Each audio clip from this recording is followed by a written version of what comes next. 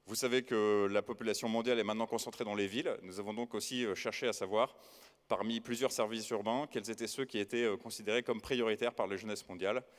L'eau et le logement apparaissent les deux principales priorités pour les jeunes dans plus de 75% des pays. Voilà, enfin, pour conclure, sur la partie gouvernance mondiale, dans plus des 2/3 des pays de l'enquête, la majorité des répondants considèrent que la globalisation est une opportunité pour protéger l'environnement, principalement en Inde, en Chine. Ce n'est pas du tout le cas en France. Et la plupart des jeunesses mondiales rejettent l'idée selon laquelle chaque pays serait propriétaire de ses ressources naturelles. Merci de votre attention.